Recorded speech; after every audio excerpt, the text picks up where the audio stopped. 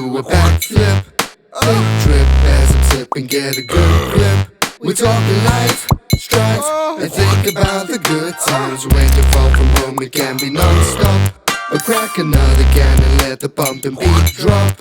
At the Great Wall of China or a bus stop, grab a can, curb, and think about the good times. Can on the curb. And we're live.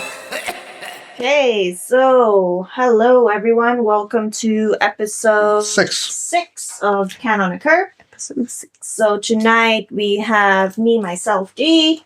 We've got the one and only Tinsy Quibus joining us. On the computer and the tech is the lovely Kat. And then we have our guest for tonight. We've got Lisa also joining us. So Again, yeah. reprising a role. Okay, so everybody's got their drinks? Yeah. Yeah, we're all Good. set. All right. Is it okay if I bring up the first topic? Yeah, sure. Go for it. How's about best and worst manager you've ever had? Sure. Mm.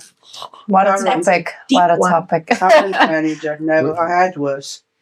So let's start with the best one. Have you got one in mind? I do, yeah. I was working at Truworths in Kimberley, and I had this young manager from Namibia, and he was fantastic in everything. Like, it felt like it was the first manager I have ever had that recognized my effort. Mm-hmm. Because, like, I was working there for about 3 months, and he recommended me for, like, the managerial training stuff that you can get and all of that. And he was just, like, always critical of me, but always praising as well. So it was like he saw my wrongdoing, and he saw what I was doing right, and he guided me more than anything else. And it was just fantastic. Like, I didn't even work there for long, maybe 6 months, but I learned so much from him, and just the way he approached everybody, very stern but fair, very compromising, but also rigid. Like, he just had a good balance about him.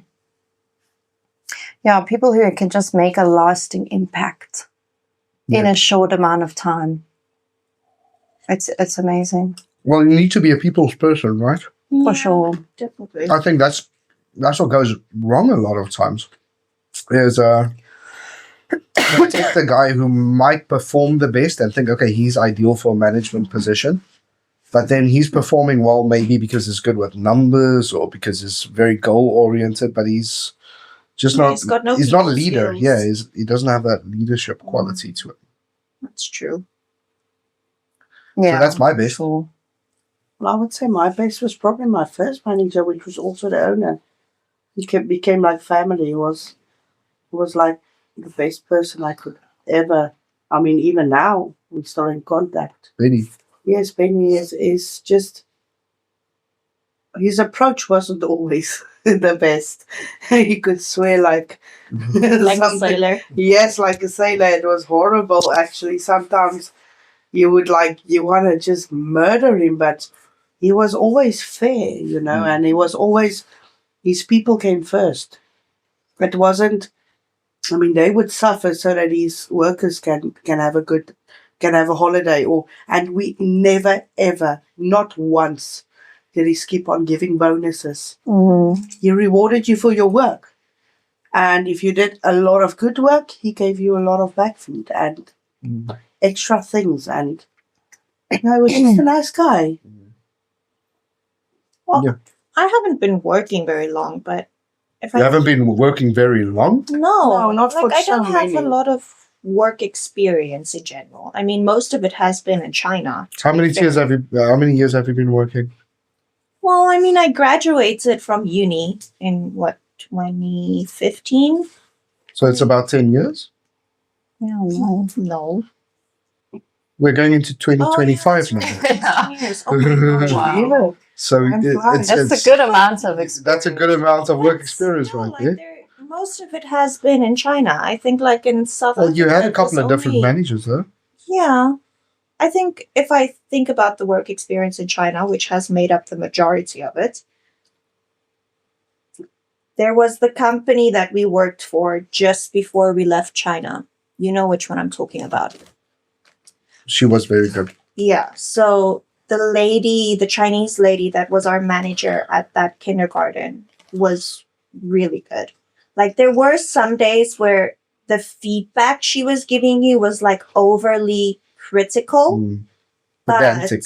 Yeah, but she I chalk was, that up to culture, to be fair. Yeah, but she was also like a very anxious person. And I think that kind of contributed to her giving you like overly critical feedback. But all the feedback was good. It was she was good like feedback. really good, really knowledgeable. yeah, like you could see she had the teaching experience and knowledge to kind of back up her feedback. So whenever you did something and she gave you feedback, it wasn't because she was trying to be nasty or spiteful or anything. It was she was giving you valuable feedback. And if you did go to her with a complaint or something, she would listen to you and she would literally try to resolve it. Which is a very, very that's a very rare trait in China. In China specifically, because it's that face culture. Nobody wants to complain because it looks bad. That's the thing. So you have managers that they're literally just put in that place to basically be the bearers of bad news. Yeah. It's a downward it's a downward flow of information. It's never upward. They're just the messengers. And with her, like she actually had the call, you know, like when we said, okay, well, because you could really like reason with her and tell her, okay, you know what, I'm complaining about this, but this is why. And then she'd be like, okay, valid. And she'd take it up. And then usually she'd come downstairs and she'd be like, okay, I spoke to this person about it and I don't think anything's going to happen. But just the fact that she actually spoke to them and we could see that it was earnest. She did speak to them. That she made an effort. Yeah, exactly. she did. Yeah. So I would say like she was probably the best manager I've had so far. Like the school we're working at now, they have good managers and it's, you know, you get the supports and everything that you need. But I just think that lady kind of went the extra mile. Yeah. So that was the best. Kat? Well, two that come to mind, I would say, were both kind of one right after each other, which was when I was in Vietnam and I was working at the training center.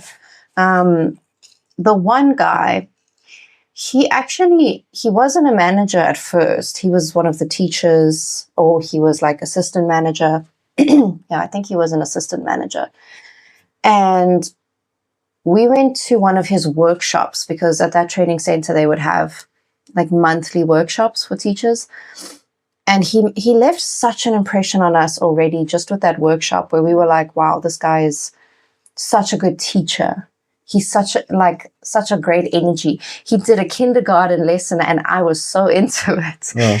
And it really left a mark on us that this guy is great. And people always said he was like one of the most successful demo teachers because every time parents saw him do a demo, they signed up. He had such a high success rate of demos.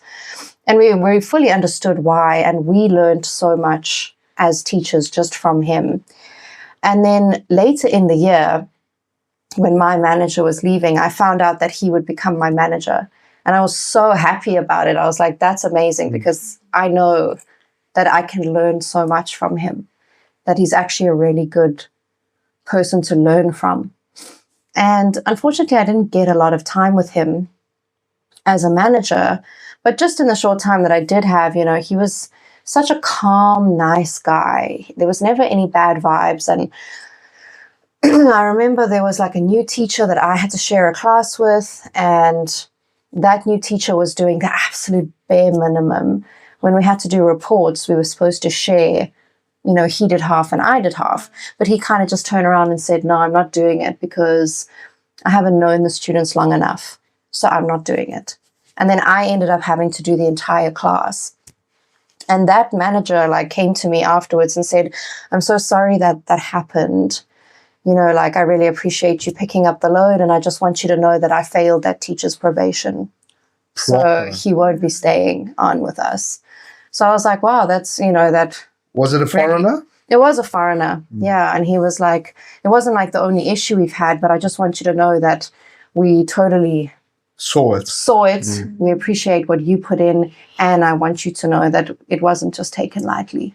So that was great. And then I was moving cities.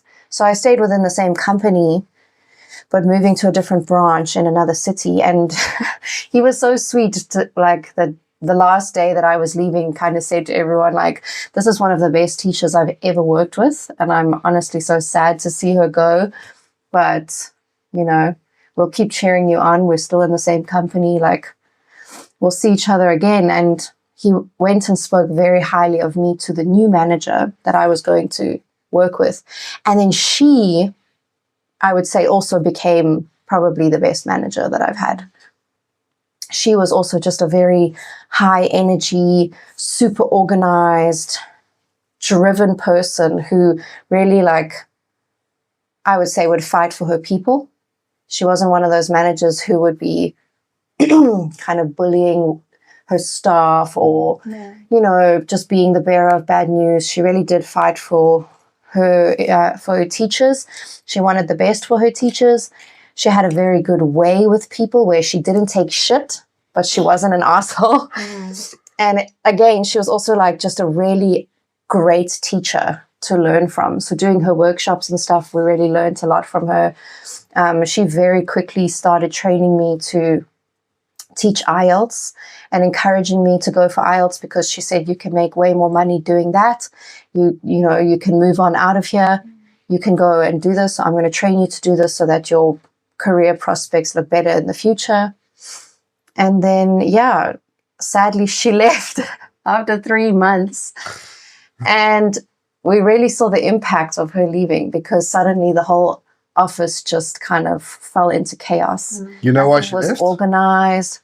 She left for a better position. Oh, okay. Yeah, she got a job in Malaysia as an IELTS teacher. So she left, and then you could just see like she kept the office in such like harmony. So organized. She was one of those like type A personalities where everything was always organized and clean because I think that would be Denise's. Yeah, she would just spend her spare time there making sure everything was in order, but no other manager would ever like go that extra mile. It was kind of like, I'm not paid to do that, but she just wanted things to be neat and tidy and organized. And it was quite sad to see her go. So you hit luck over there back to back. Yeah, back to back, both were great. Unfortunately, I would say that her replacement would probably land on one of the worst sides. The opposite side of the spectrum. Opposite side, sadly, So while you're busy, might as well tell us about it. So we moved into that new city, and, funny enough, the bad managers didn't impact me too much. I think something that can be said for managers is the way you are as an employee is also going to affect how much of an impact they have on you. Of course. Obviously. And we were already quite friendly with the guy who took her place. But my word, this man got such an ego trip.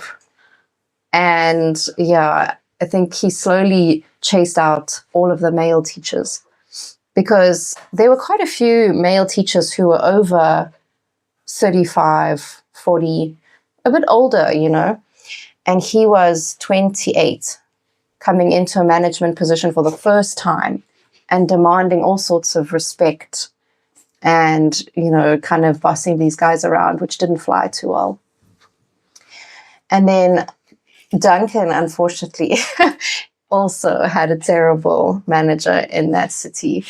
And unfortunately for him, he was working as assistant manager. So he was right directly underneath, sidekick to this woman. Horrible, yeah. And I would say she takes the cake for worst manager, for sure. I mean, that woman would literally do the bare minimum and then take credit for everything that Duncan was doing. You get them. So, yeah. And she took so much time off. I think she took about maybe in total of us being there for Duncan's 14-month contract, she had about 3 months off Jesus. where he had to be the full-in manager. And the worst part was that when he started, she was only managing one center. But one of the other managers left and she got offered to manage 2 centers, which there was no discussion with Duncan about it. She just accepted it because it's a big pay increase. But now Duncan didn't get any pay increase. And he's going to fill in the gap. And right after she accepted this position, she left for a month. She went home. So Duncan had to take on these 2 centers now by himself with no extra pay.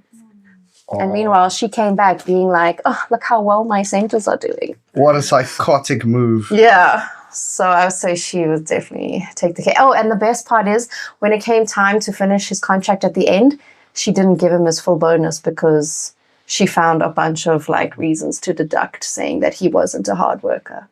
Oh my gosh, which is nonsense. I hate people like I know. I was like, oh, this woman. yeah. So I'd say that one for sure. Just chase him away a little bit. Iggy. Iggy? The cat's gonna kill my fucking camera. Again. He wants to be internet famous. Yes. Another manager I had was actually not in teaching, but when I was working in retail, I used to work in this really fancy cosmetics shop where, you know, people spend disgusting amounts of money on a night cream.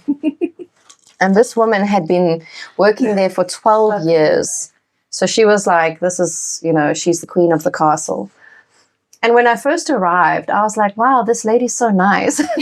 And the other like ladies working there were like, do not trust her. She is a snake. Like, seriously. And I was like, but she seems so sweet.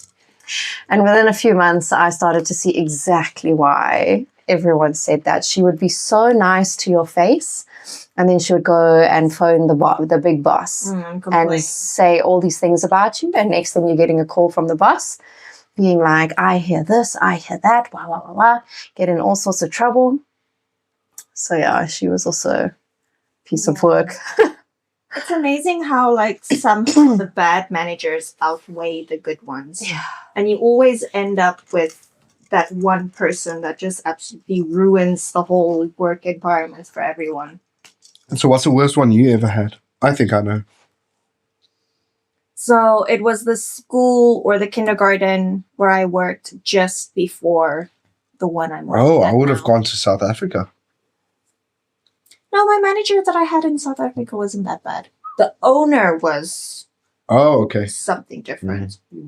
But the manager I had she was fine. So what's the worst manager? So like I said, the worst manager for me was the kindergarten I worked at just before I started at our current school.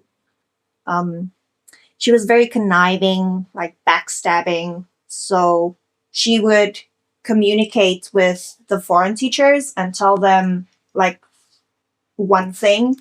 And then she would go to like the principal or the school manager or whatever and tell them like a completely different thing. And then whatever communication would come from the school management, she wouldn't actually communicate everything with the foreign teachers. So there was always miscommunication and we didn't know like what was going on. And it was just, she was just bad at her job, to be honest.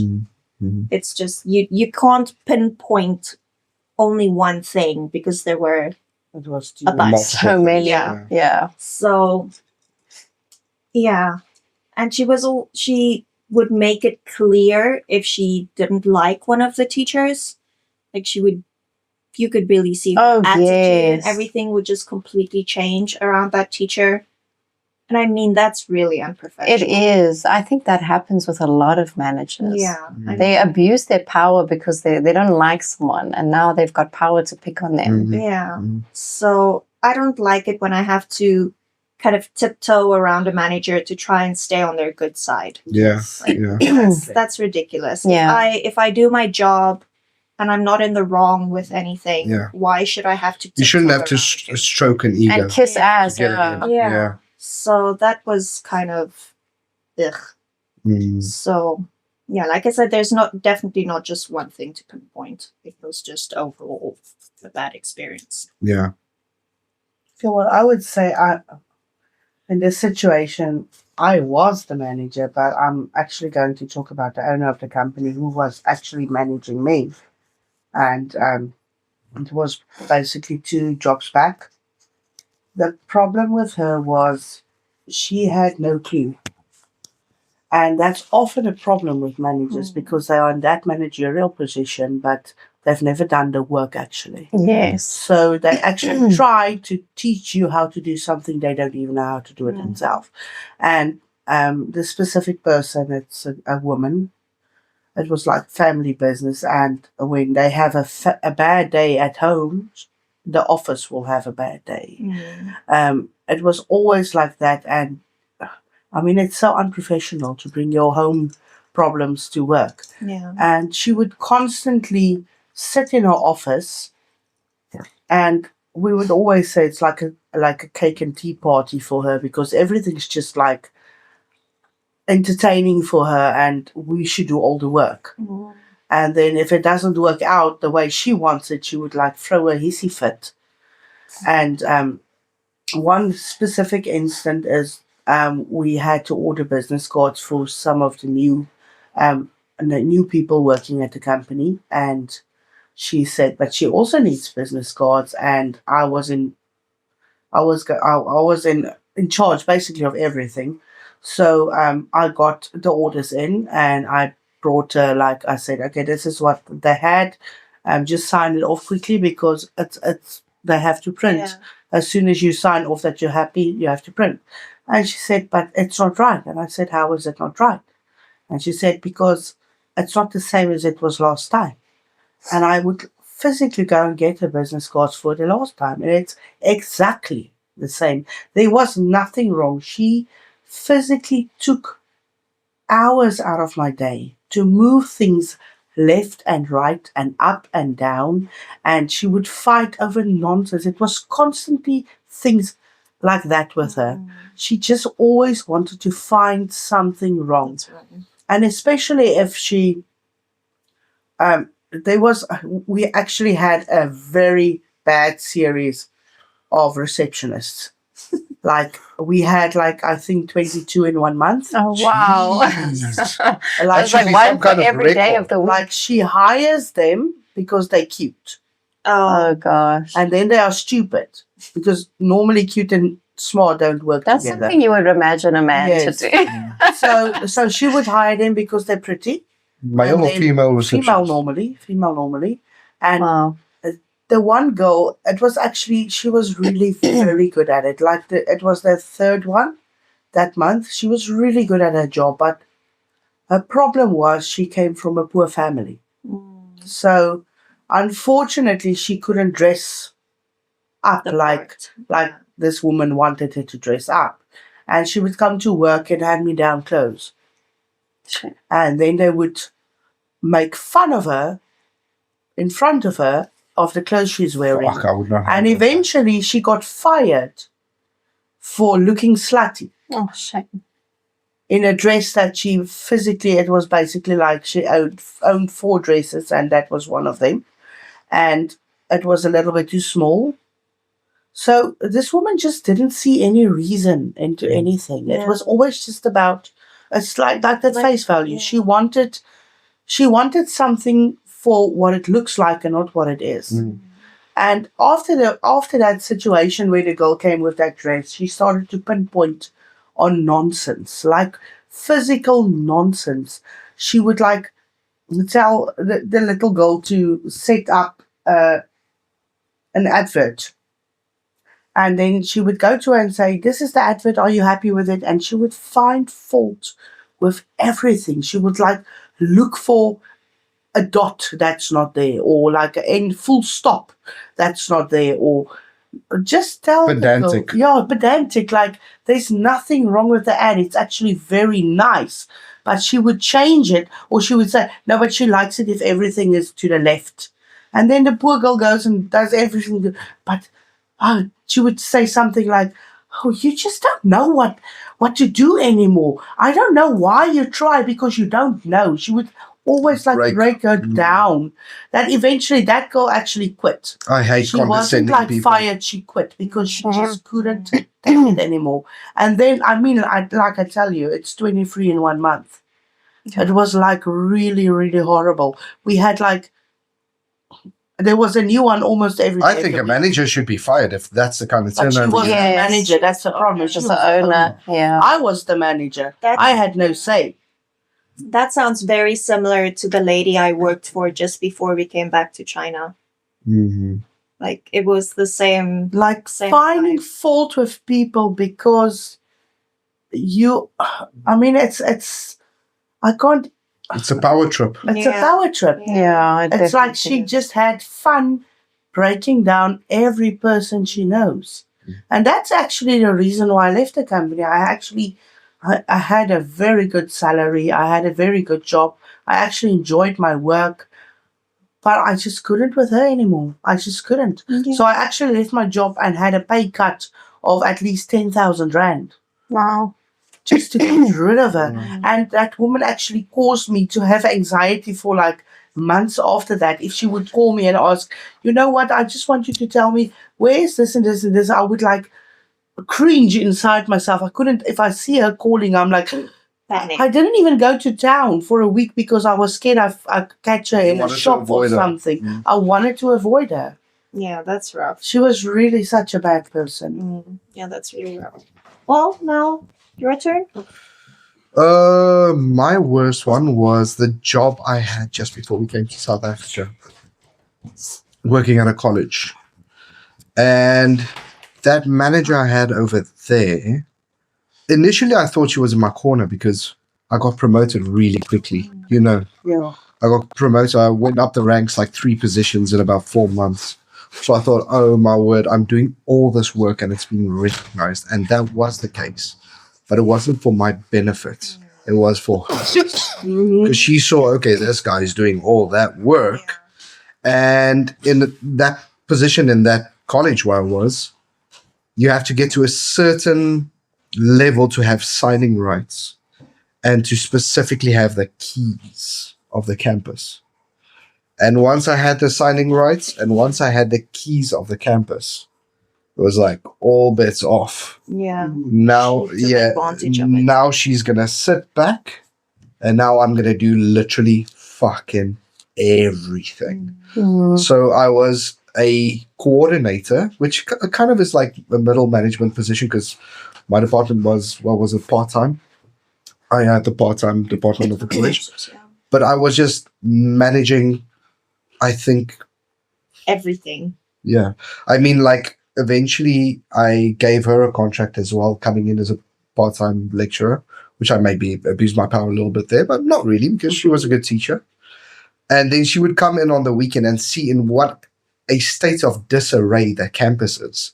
And I just had to fucking, and I would always keep back a little bit because I'm like, I don't want to do everything because they should be accountable. They should be held accountable for their own thing. And then it comes to the weekend when now it's my time because I'm the part-time manager for whatever. And then I was like, okay, but now I can't just let it go. Now I have to do everything because it's my time. So everything needs to be in order. So I fix everything up basically in the space of a day and a half and then just watch it go to the shitter again during the week. Yeah. And it got to a point where, like, even during the week, like, I'd just be called out to go to the campus constantly. If something went wrong, I was the one they called. Yeah, there was like multiple weekends where it was supposed to be your weekend off, and we were planning on doing stuff, and he would get called to go and open up the campus because whoever had the key didn't pitch up. So I just unfortunately landed in the position as, and what I always told Denise is like, if I don't do this, the doors are going to get shut. And I'm still working there. So I can't afford the campus to be literally shut down. I have to do it now. I have to step up to the plate. And that is literally as well. Like I told Denise, well, while I'm working my ass off, let me save up, make the money so we can come over here. But to be honest, I think you skipped one of your worst managers. The one that was after your ass. You remember? Yes. Wasn't a bad manager, just she She was was Inappropriate. a bad manager. just a little bit horny. No, I she was suppose. super horny. That was the worst, I think. Horrible She planned bosses. all these business trips with him. Yeah, he told me. Constantly. He was like terrified of the woman. And then, That well, was sexual harassment 101 over there. I never took it like that, but it probably was. It probably was. Because like she'll set up stuff so we have this long trip, and then we'll sleep at like a family's house in the middle of fucking winter, in the heart of winter. Oh, Movie recording has been stopped, Kat. Oh, In the middle of winter, it is freezing cold in Joburg. You know what it's like, Kat. It's fucking cold. Yeah. It's cold. It's cold. Especially at night. And then she'd give me one of these inflatable fucking mattresses, right? Set me up with like one blanket, that thing, so that you can. and I'd just be freezing my nuts off. And then she'll pitch up there at like 11, 12. Like, are you okay? Randomly, like you're supposed to sleep, and I'm like, I'm fucking cold, mate. Like, can I have another blanket? Oh, we don't have. I'm freezing. I'm like, well, you can come and get in bed with me. I'm like, oh, well, at that point, I'm like, fucking okay. I'm freezing. I think man eats it for survival. And then she'd have these talks with me about how bad her marriage is. And like, she just wants a child and whatever. And I just literally be huddled in the fucking corner. Like, let's just fall asleep, please. And that carried on for about 3 months. And then eventually I was like, I can't live with this. Like, something's going to go tits up. And I was just constantly sleeping over at her place, not by my own volition, like, because she literally made it to a point where, like, I had to. And then she always tried to get me into the bed with her. mm. Yeah, luckily nothing ever happened. But I She think, tried her best. yeah, well, if it continued on that, I don't know, maybe it would have, because she got me drunk the fucking whole time as well. So, yeah. But I wouldn't say she was a bad manager. She just, I don't know, she liked me or something. That's a bad manager. It is. But that's the problem though, is because when someone they're in a position of power and they start making advances on you, it's extremely uncomfortable because it's affecting your job. You can't be rude now. You can't shut them down. You can't offend them because now they are in a position where they can make your life hell. Yeah. And yeah, no. To be 100% honest with you, if I was, okay, look, not if I was at that point, I think maybe 20. You're very young. I didn't give a shit, man. It was a boost to my ego. Yeah. But the fact that she was married, if she wasn't married, I'd be like, oh, whatever. Let's go for it. I don't care. Yeah. But that, because I've always had an overactive conscience. Like I just couldn't. Yeah. But now that we're talking about advances and cringy managers, I think the guy that was our manager at the training center where we worked the first time we went to China. What a greaseball. Oh, that was, Oh, what a sleaze nut. yeah, that was just cringy. Oh. Because he technically was old enough to be my dad and he would still flirt and stuff. With everybody. With everybody. And like, I'm a husband. Well, not back then, but he knew I was lying to him. He would literally flirt with her in front of me, and I just, Yeah. go for it, mate. Let's see. Let's see how far you But get. yeah, Greaseball was completely accurate because he had this undercut and he would literally like gel his hair back and it was like Oh this my sleek, gosh. slick back kind of thing and it just looked dirty, like it looked greasy.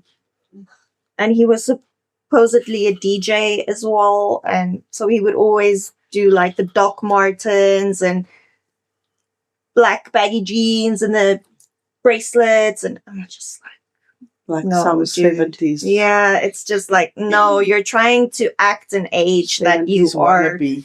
supposed to have outgrown by now. Yeah. Like, it's not A working. little bit cringy. Yeah, it was a bit dodgy. So So- I also like in the film industry, you wouldn't really have a manager, but you'll obviously have superiors, and you kind of have the head of departments. And my God, I worked with some horrible people, awful people. Well, men, awful men. South African Hollywood. Sollywood. Oh my God! And that generation are like they were the military men. So Mm. now they're treating the job like you're in the military, and they need to be so hard on you and break you down and just like turn you into a tiny little crumb that's worth nothing, so that you can build yourself up. And you're like, it's just a job. We're just filming an advert. for God's sake. Fuck's sake. We're not saving lives. Why do you have to break me down as a person? Like, jeez. Mm. So yeah. But I do hate that. You know what? Your occupation is a serious thing, but it's not your life. It's not. It's not your life. And at the end of the day, if you're not curing cancer, you're not fucking curing cancer. And that's the thing. It's not like this is like we are saving lives. This is the most. I understand if you're really intense because the job, there's like huge things at stake. But I mean, I honestly it's a do kindergarten or it's a movie or it's really not something. You know what? I honestly do feel a lot of people in certain positions of power overcompensate for a lack of purpose, if I could call it anything better. Like, I don't want to sound down on it, but I do think that might be it, as in your current position as well. Some of these people, they just have so little and they cling on to this thing, Yeah. which is their position, as if it is the alpha and the omega. And they gotta fucking, I almost say, reinforce that feeling they have within themselves through means of other people, so they gotta really make you appreciate what they're doing. And the way going about it sometimes is just demeaning. And yeah, like you say, they gotta break you down because this is their spot and this is everything they've got. And also, a lot of them were broken down, and they think that now you need to go through the same sort of like hardship. And it's like, if it was so rough on you, why would you want to inflict that on someone else? That comes down to a lack of fucking emotional intelligence right there. No introspection. No, something's been done to you and you don't take the time to think about how that made you feel and how that changed you for the worse. You just think it's a rite of Just take it by passage face that value, now yeah. they This must do the same. It's like, Yeah. no. No emotional intelligence. Break That's the what I say. cycle. I really do break the cycle. I really do think that people get promoted on there should be a proper criteria for the position that you're in. There should be like a psychological Evaluation, yeah. If you're going to manage people, you need to be a people person. What personality type are you? 'Cause And yeah, if you're going to be an IT manager and you've just got a bunch of servers underneath you, by all means, be rude to the servers. It's fine. They don't have feelings. But if you've got people underneath you, you need to, like you say, there needs to be an evaluation of some sort. yeah, and they always say that, if you can keep your employees happy, then they will keep your customers happy. Of course, it's called human resources for a reason. Exactly. If your employees are unhappy, then your business is not going to do well. And so many people just can't seem to understand that concept. Absolutely. Anyway, we should Yeah. probably We're on that I time. think we're gonna take a break. come back in a bit. All right. Cool beans. Cheers.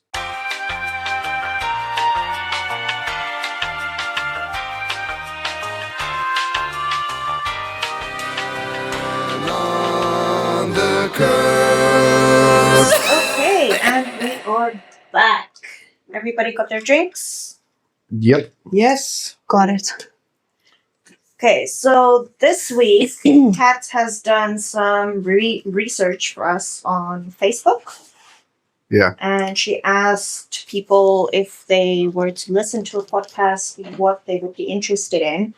And she's got a whole list of topics, so I'm going to give it over to her. And then we can decide what's going to be the next topic. Yeah. Yeah, so I think a good one, since we're on the topic of bad managers, work-life culture, what it's like having a manager with a completely different culture, we can maybe talk about the topic of Chinese workplace kind of experiences that we've probably all had, some things that very different to back home. As you mentioned before, what did you say? Face culture. Face culture. Yeah, maybe let's dive into that. Yeah, well, I mean that's a rough pill to swallow at the beginning, because it might seem very superficial at first, but once you come to terms with the fact that it is truly a cultural a part of their culture, then it's easier to accept it. But they really do put, I would say, form over function.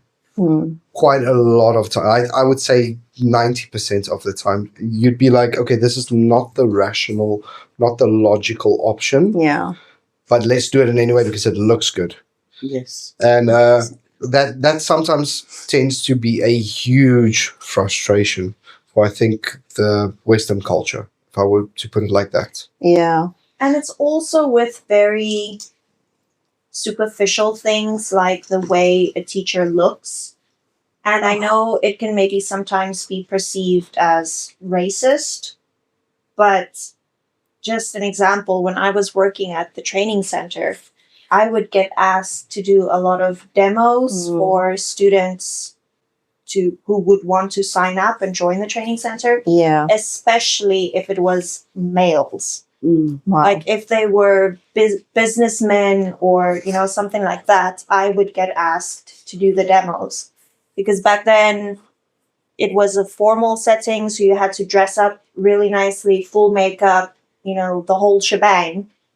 And because of the way that I looked, I had to do the demos. And most of the time the students did sign up, but it's like superficial things like that where face culture can also be a bit of a culture shock. Yeah, but I'm going to be blatantly honest with you. I think that strategy would be applicable in most countries over the world. Oh, yes. And also, especially, I mean, I can't speak for other countries, but in Asia, like China, Vietnam, South Korea, they don't have the mixture that we have in the Western world, like in the UK, South Africa, America.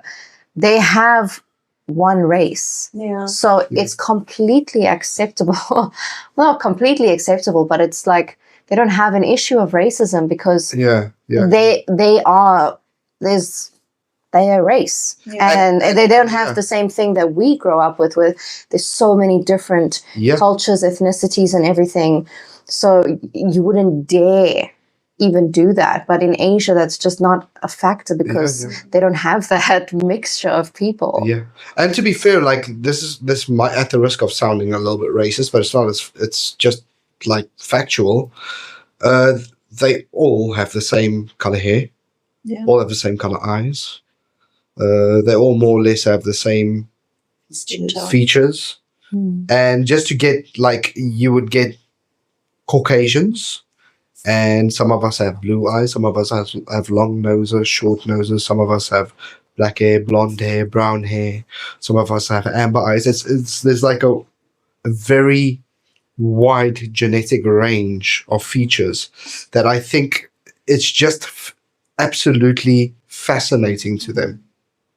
Yeah, so I mean, I would say that that's quite a widespread thing, is that it's definitely it's a front type of thing. They want to represent to people that they have foreign teachers, but those foreign teachers usually will have a certain look, and unfortunately, that is just one of the downsides. And it really sucks for a lot of people. Because, in South Korea, when I worked in South Korea, we were told by our boss that we were not allowed to say we were from South Africa because she didn't want anyone to know that she hired Africans. So she wanted everyone to think that we were from the UK, even though people picked up pretty quickly that we didn't sound like any of the other UK teachers. But she was like, they wouldn't understand. The parents just wouldn't understand. So I don't want to deal with that. Don't tell anyone you're from South Africa. What a cop-out. And then in Vietnam, it was not, they didn't have an issue with us being from South Africa, but as Denise said, as soon as it came to demos or anything marketing, they would always come and ask me. And, if I was doing a summer course, it was me and 2 other teachers. They wouldn't even ask the other teachers to come for the photos. And I'd be like, excuse me, I'm not the only teacher doing this summer program. Where are the other teachers? They're like, no, it's fine. They don't need to come. We just, we want all the kids to take photos with you. And it's like, no, I'm not okay with that. I don't think they're okay with it either, but I'm also being exploited here and used to be a brand that I don't agree with. Yeah. So that is a harsh reality of being an English teacher. And like, even now still where we are at an international school. So I changed from primary school English to high school art at the same school. So obviously I had to go through the whole introductory phase again with the students, who I am, where I come from, all of that. And still, when I told the students that I'm from South Africa, it's like they only heard the Africa part. And the first thing they asked me is, why are you not Why black? are you white? Yeah. So it's difficult to explain because in a way, China is still a bit kind of blocked off from the rest of the world, if that makes sense. So yes, they know about the country, like Africa or, whatever, the continent Africa, but they're not familiar with like Africa's the continent. There's a lot of other countries. And in some of those countries, people speak French. And in some of those countries, people are white. Yeah. Or, mixed. Or there's even Indians and Asians and whatever living in Africa. Like, not everybody looks the same. Well, to be fair, that kind of makes up why we are wanted in a country like this to teach the kids those things. So, I don't want to complain about that. The less they know, the more we can. Yeah, of course. But I mean, that is just one of those things that you kind of have to adjust to when you first come over here and start working. Like, there's a lot of, I don't really know how to phrase it very well. But Ignorant. Well, yeah, I guess in a way it's ignorance, but I'm going to play devil's advocate here, and I'm going to be honest and say that there were a shit ton of things that I didn't not know about China until I came to China. And if a Chinese person were to come and educate me in South Africa, I would seem ignorant to that person as well, because the Chinese culture is so cut off from the rest of the world. Yes, they don't know a lot about us, but it's kind of vice versa. We might think we know a little bit more about them, but there are, once you get here, a lot of information that you're being told. Yeah. A lot of big things that's like common knowledge over here that I was like, fucking hell, I didn't know that. I mean, for once, I'm here recently. I just came recently, and I was always under the impression that a Chinese person looks a certain way. And being here, there's so many different kinds of Chinese people, and they all look different. Yeah. And the classic misconception of that, they're all tiny, but they have to be. Some of these kids are so big. Yeah, they're tall. I mean, there's plenty and tall you can't people. see that. And I mean, looking at the kids now, they're beautiful. Oh, And I they're mean, you gorgeous, can yeah. really not say. Some of them say. just look normal. Not that Chinese isn't normal, but you know what I mean. That not look, the stereotypical. yeah, not the stereotypical Chinese that we were we learned. This is how a Chinese person should look. I mean, even on the subway, you can look in any direction. You will not see one person who looks the same as the other one. No, of course. They're all different. There's actually quite a good saying that says to travel or to live abroad is to learn how little we know about other countries and how little they know about us as well. How little the world actually knows about each other. Because definitely what we are taught, what we see on the internet, is such a tiny amount of the reality.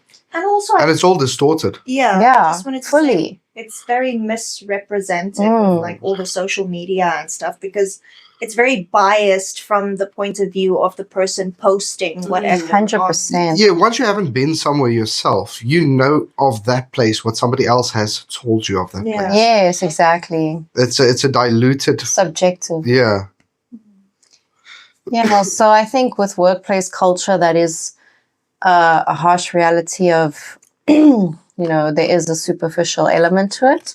There is definitely a certain level of respect that they consider to be expected, which maybe we don't because we might see it as we're being taken advantage of or being exploited.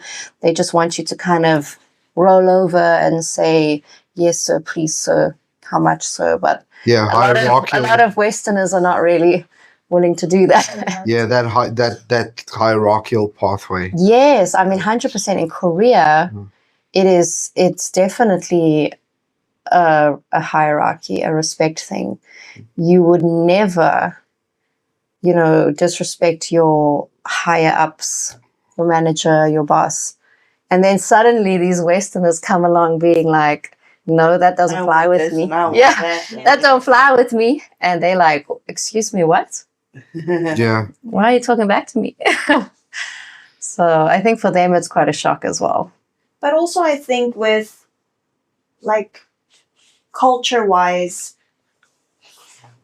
us as foreigners, we tend to say no to a lot of things. Really, I don't want to say easily, but you know what I mean. We do say no to a lot of things, whereas with the Chinese, I've noticed that they will take on a lot more than what is actually expected of their position because the job market is so competitive. Yes. Like, I mean, there are millions of people, if not billions, that are kind of fighting for the same position.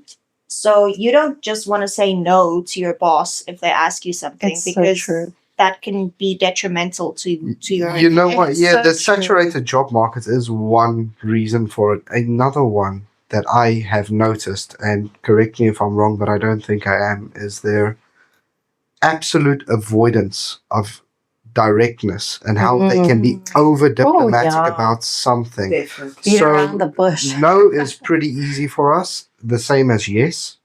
It's about a 50-50 for us. Where with them, yes is literally just the better option. Almost 90% of the time. It's because no is going to lead to a confrontation and they detest confrontation. That's so true. And if they do, and I've been involved actually in a couple of confrontations, it's almost like they lose control. They don't know what to do. Yeah. Because I've been in a confrontation before, actually in a place that Denise and I worked with, and I'm very bad with confrontation. I hate it. But I was, for once in my life, the coolest, the calmest, and the most collected fucking individual in a confrontation. Because that person just did not know how to handle it. Because they're just not exposed to it. It's not part of the culture. Yeah, they just avoid confrontation at every cost. So yes, they tend to do more because they don't want to say no. Yeah. I was literally telling my Chinese teacher the other day that I got asked the night before around like 8-9 o'clock at night if I could work in the morning, do like an observation in the morning, and I had said no. And she was like, wow, like most Chinese people, we would never say no. Like we would just be like, okay, I guess so. And I was like, you know what? Normally I don't say no. I'm actually very bad at saying no. But this time I'm so exhausted that I actually just can't bear to have to go and do extra work tomorrow just because I'm so tired. I'm at that point. But she was just like, in China, we just wouldn't do that.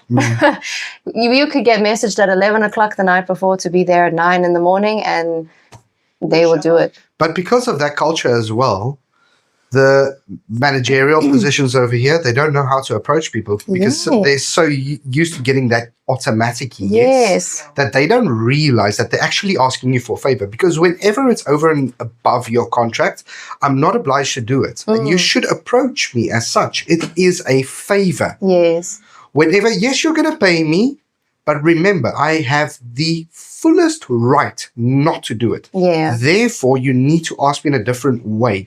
It's not something I have to do. It's not an expectation. Yes, you come and you say, can you, not you will. And I've had that a couple of times as well, where it's been told, yes, you will. And immediately I'm like, no, I won't.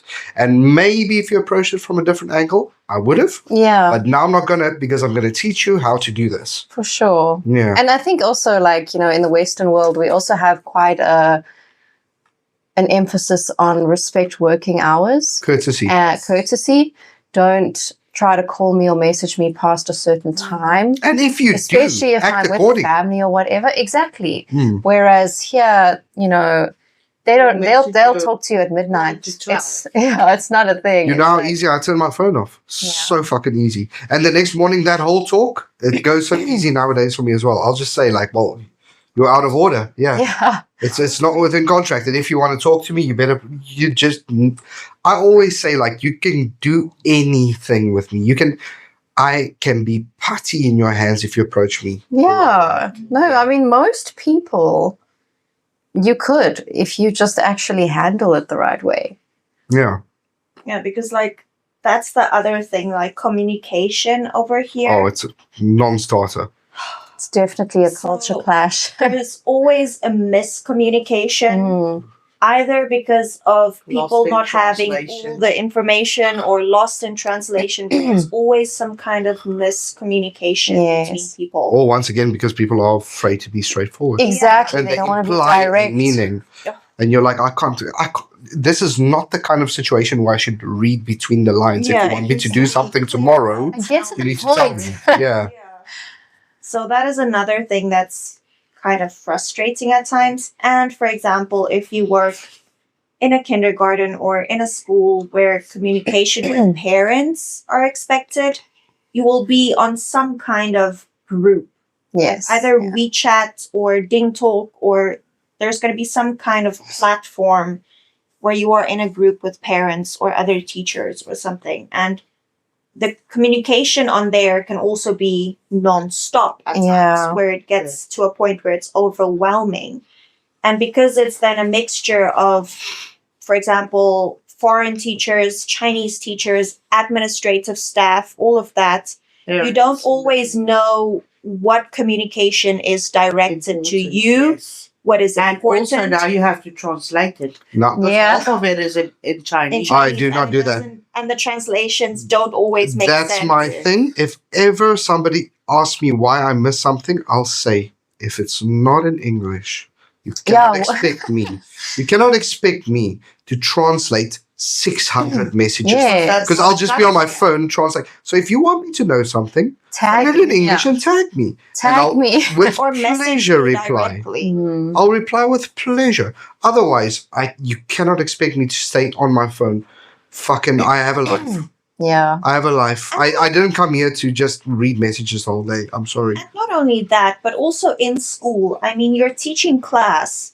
You cannot be on your phone eyes off the kids for like 5 minutes while you're trying to translate 600 messages, figuring out what's going on. Not directed at you. And when you don't have class, you have other responsibilities, like you have to prepare things and, admin work and all of that as a teacher. So, the communication can get frustrating. It's like a specific thing that happened actually now.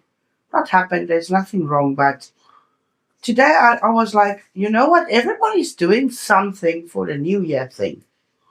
But I'm doing nothing. And am I supposed to do something? Because the problem was they called a meeting and with everybody, and the whole meeting was in Chinese. So Yeah. I physically sat there and zoned out. And it happens all the time. And I mean, if they wanted me to do something, I don't know about it. Mm. So nobody approached me. So I was like, well, I I don't don't have know. to do So anything. if tomorrow comes and there's nothing, don't blame me. Yeah. You know, because you never told me. Yeah, that's the right. And they could That's say, my but we attitude sent you a usually. message. And I said, but where? You Yeah. know, which one of 2,500 messages I received this day? Which one was mine? Yeah. You know what was wild to me when I first got to China and I had like an orientation? One of the things literally in the orientation was you're going to be told things at the last minute. Don't get upset. Because that's just how it is here. That's just China. And they even said to us, they're like, it's the same for us. Even the Chinese stuff. We find out everything at the last minute. We don't get notice. We don't get advanced time. You'll find out at the last minute. That's just the way it is. Suck it up, deal with it, because it's not going to change. It's the truth. And it's true. I mean, it's so true. It literally is like that. You really have to come to terms with that. You have And to the way accept policy, like that's how it giant is. policy can change. I'll give an example. Overnight. I'll give an example. I don't think I've even told you about this, Kat. Like, I was working at my second school in China, and we were in preparation for exams, and the next day the exams were supposed to start. Literally the next day, all right? So, like, as you do when it's exams, all the work's done. Kids don't have any work left. We're ready. The papers are set. Vigilation starting tomorrow. We're going to do exams. We pitch up at school. No exams. We're like, okay, well, is it postponed? No, it's cancelled. We're like, you're cancelling exams? Yeah. I'm like, okay, so when are we going to do it? No, we're not going to do it. We're skipping it this year. I'm like, is this our school? The entire China Yeah. is cancelling exams. And we're like, why? They're like, a tragedy happened. Oh, no. Yeah. I'm not going to Yeah. But- go. Yeah. But Wow. something happened, and they just literally Overnight. overnight decided there's no exams. But now that's okay. I'm fine with that.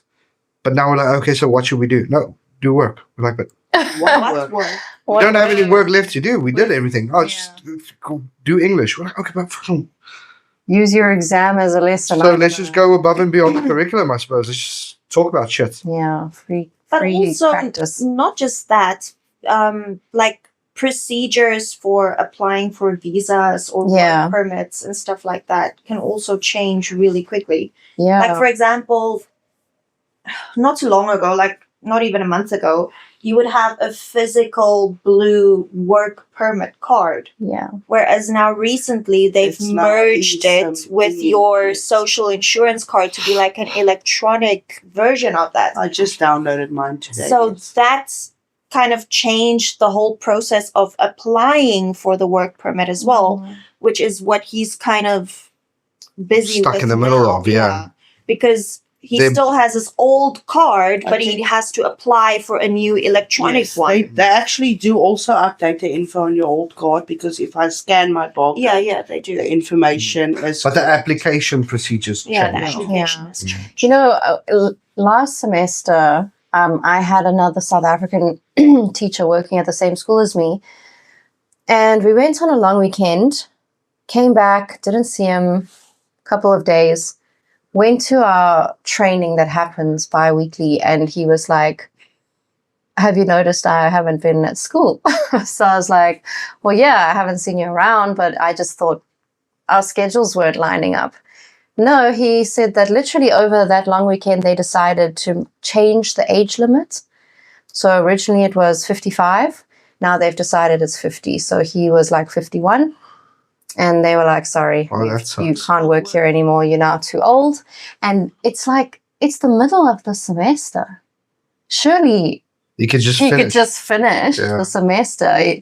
No, sorry. Sorry, you're now too old. We just changed our mind overnight and bye. Yeah, it's rough, but it is the way that's how it is. Yeah. And you know, the sad thing is that the guy who filled in for him was terrible.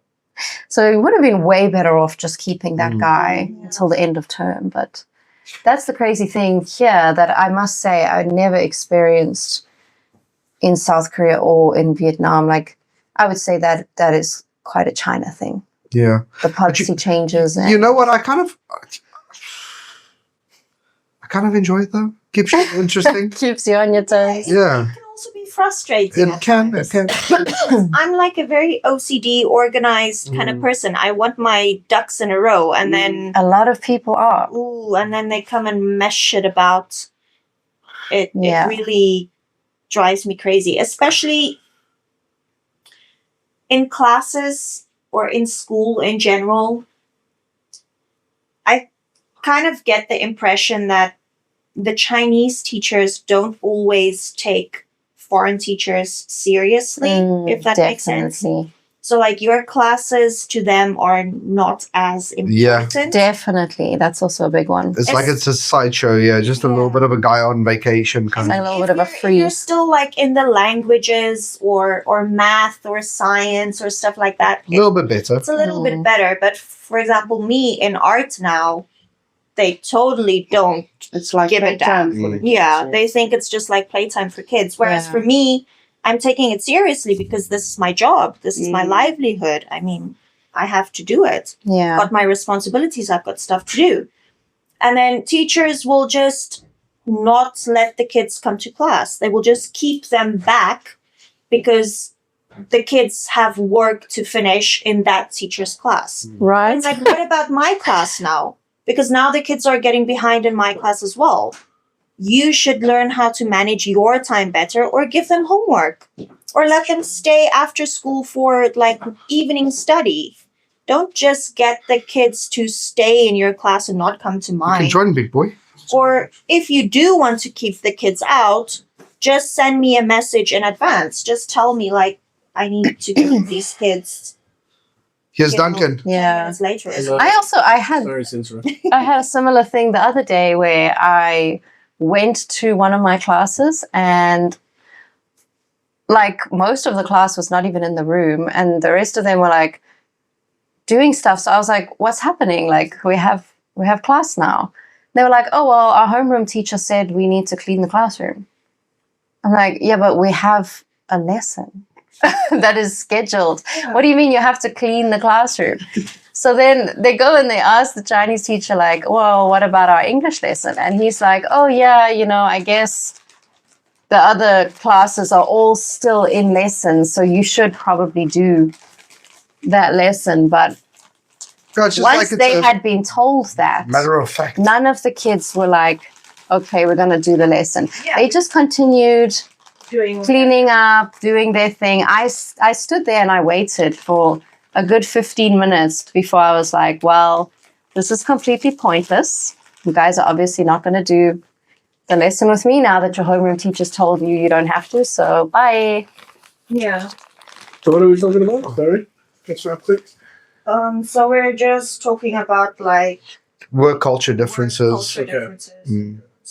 Yeah, workplace things that are different back home, culture clashes, Okay. what it's like working in China. Y'all off for Mm. Do you have a story to add? Anything that's you found quite a big difference to how we would do things in the Western world? Everything's very vague. Yeah. Mm. Yeah, There's literally nothing that's straightforward. Yeah, Yeah. I'm always in the dark. that's what we were Yes, I saying. don't even know. what I'm the fuck always this in the is. dark. I'm like sitting there, sometimes just Never to riding the the point. wave. Yeah, just like, I guess the one thing, this one stops recording, but the one thing that I do really enjoy about where we come from is everyone's very direct and straightforward. It's like, if you want you to work, you work. Yeah, it's like, you got to speak to this person who said this about that person, and that person wants you to do this, but in fact, it would be much easier if someone was like, just do this task. Literally So- reiterating what I just said. Literally, yeah. We spoke Yeah. about how they can never be direct. They're Mm. always beating around the bush, trying to avoid confrontation, but it actually creates confrontation Yeah. It because does. we're like, I don't know what I'm supposed to do. It postpones the confrontation, which makes it worse. It festers. Yeah. Because now the Western person is getting annoyed. Yeah, it's making us get built up. Yeah. It's like, what do you need from me? there's not much. I mean, like, Let's be honest, work is work. No matter where you are, you just gotta get shit done and you work around people. And But then the little things do get you. I mean, like, as well, most of the places where you work over here, at a school, you're going to have, like, included meals. Mm. And we have to keep in mind that China, a mere 50 years ago, was one of the most impoverished countries in the world. I'm saying that for a reason, because, like, they would literally eat fish bones to get their calcium because they couldn't afford milk. So now that kind of cultural thing doesn't just die out because, like, they had a way of preparing perhaps the fish bones that was delicious to them. But to us, we're like, oh, man, I don't want these fucking fish bones. Yeah. So now you're sitting in that cafeteria and they're presenting you with this beautiful, honorable dish. And you're just looking at it, you're like, Blah. the fuck is that? Jesus Christ. I don't have a chicken foot in my fucking. It's like literally my dog would eat this, but to them, it is just It's the traditional. most amazing meal. Yeah. And yeah, it's almost sometimes offensive. We're like, why are they giving us this shit to eat? Yeah. And everybody's just happy, just stuffing their faces with it. Even just the city we live in. I mean, 20 years ago it was a fishing village. Yeah. Yeah. Now it's like a huge industrial hub. Massive. It's absolutely massive. But you guys get nice meals at your school. Oh yeah, Yeah, we You get. for the most Your part. guys' meals are looking good at the There moment. have been Yes, yes. some Hit and miss. Misses. Mostly hit though. Mostly hit. It's just for me the bad part is just fish usually. Yeah, fair The enough. same. Oh, we had Sorry, they fish prepare the yesterday. You know. If you don't see any foreigners eating, then you know. fish. And the No, trust me, prawn. our I don't fish, know where our they fish is get better than your guys' fish, but it's still It's still fish. Yeah, well, at least in our work we get some interesting thing. I mean, I've never seen a green vegetable black, bro, and it's not because they're cooking it. You know, what the fuck? Yeah. Sometimes I'm like, what? We had some of those black stuff today. It's dodgy, dude. Yeah. It's hella dodgy. The and then black the congealed eggs. I haven't I- gotten myself to Oh, the point to square try eggs. that. I like Oh square. my god! And What the is it? salted, the What is salted that? eggs are like What's the square eggs? What is it? No, it's like they bake it. I don't know how to do it, but it's like scrambled eggs, but it's a square. And it's congealed. Delicious, man. It's like It's jelly. really I love nice. it. You put it with your rice. In the beginning, I was like, "What the heck?" And then I was just I'll try very this hungry one. one day. To be honest, it's better than the other stuff. Yes, It's one of much the better better. ones, yeah. It's watery. It's because it's like almost like a poached like egg. steamed kind Yeah, of. it's like Yeah, poached it's scrambled eggs. Okay. It's nice. We should try it. I'll Very give that a go. strange. I'll Like, give that a go. Just the texture of it puts me off. Like The I funny tried thing- it. That's why I put it with the rice. The funny thing today is, we made mashed potatoes in the class. Ooh. Potatoes were cooked before. Another thing, I'll get back to that. But you know what they served it to the kids with? Pepper Ketchup? place. Tomato sauce. Of course. And they were asking me, do I want? And I was like, no, I don't. Because did you use any salt in it? Or No it's salt, no butter. nothing. No, it's like potatoes and tomato sauce. Mm-mm. But what I was coming back to is they have their lesson. They planned this lesson like 2 weeks before. And the kids sleep and they wake up and they want to do the lesson. But the potatoes aren't even peeled yet. And I was like, I'm sitting there and thinking, you know what? You could have cooked these potatoes with the skin on and it would have been ready. We'll just peel it. Now we have to keep the kids busy for like half an hour Yeah, boy, To cook the to potatoes. cook the potatoes, No. and you knew about it. No logic. So that was part of a lesson. That was part of a lesson. How yes. to cook a potato. No, it wasn't, because It's a mashed potato. eventually the kids went to play in the corner. What was the point of the lesson? To make mashed potatoes, mash, mash, mash, mash. Just cook the I fucking just could have potatoes. shown them Hulk on the TV. Yeah. Mash, mash, mash. Yeah. Yeah. Mm. To be fair, if they served me mashed potatoes that were unsalted and didn't have butter or milk in it, I probably would have eaten them I would have. I know I was okay. just to get that. I was Just to okay. get We some already had flavor. lunch, you know. Yeah. No, I feel you. man. If I was hungry, maybe, but we already had lunch. Oh, there's a square egg. Oh, it's not the same though. the It's not the same. same square egg. Find The the only egg that I won't eat here, like I'll eat all the eggs, is I don't even know. Oh, that's rotten. That one- eggs. I know what you're talking about. 200-year-old The one with the tomato. I'll eat that. It's called balut in the Philippines. It is a literal chicken or duck fetus. Oh, it's already Oh, hatched. yeah. it hasn't hatched yet. That. It's just growing inside of it. No. And you drink it, and apparently it tastes like chicken soup. And then you eat that thing, bro. Then I'd rather have chicken soup, to be honest. And people love it, dude. They absolutely love Oh no, it. That is just too much. Oh, it looks like that's gonna come back to life. Bro, you get different days. So, like, some people like it more when they got feathers. Some people like it more when it's like I small. can't. This is too much for me. That's Oh, too it's much way for too me much as for me. well. It's a delicacy in Vietnam. There's nothing love delicate it. about that. This is the only egg I won't eat. bad. Give me a 100, 200-year-old egg that's black and rotten. I'll chow it. No. Each other. No thanks. Yeah, the thing's got eyes. No, it's a lot. You could check his fucking expression. This is the one thing that everywhere except for Korea, people have asked me to try, and I will. Oh, No, my why? God, yeah. Why? They honestly say it's delicious, but I can't imagine. Oh, It's No, psychotic. Something's I literally- baby. I literally can't imagine how it's delicious. Can't even look at it. No. It changes but that. they do actually cook it. It's a very great. Yeah, it's like the fetus is in the egg and then they cook it. So you're literally boiling something And that's they still just alive. eat it basically whole. like chicken veal. Yeah. Chicken Veal of the duck. Sometimes they don't cook it. It depends. Oh my goodness. But also, they said it's the sauce that it gets cooked But in or it's that not it actually goes in. sauce. Because the Jesus. inside of the chicken, of the egg, is like albumin and all those stuff. So it's actually It's like like little amniotic baby fluid. chicken poop and pee you eat. Oh, yeah, man. That's the sauce. Oh, yeah, man. Yes, when Afrikaans will come out. You know. You know.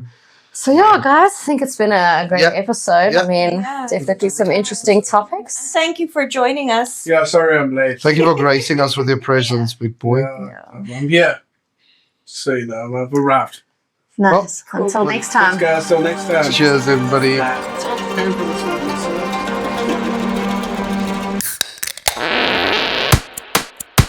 Leaning on a Friday, it's a friendship. You gotta crack another can and do a backflip. Take a trip as I'm sipping, get a good grip. We're talking life, strife, and think about the good times. When you fall from home, it can be non-stop. Or crack another can and let the bumping beat drop. At the Great Wall of China or a bus stop, grab a can, curb, and think about the good times. Can on the curb.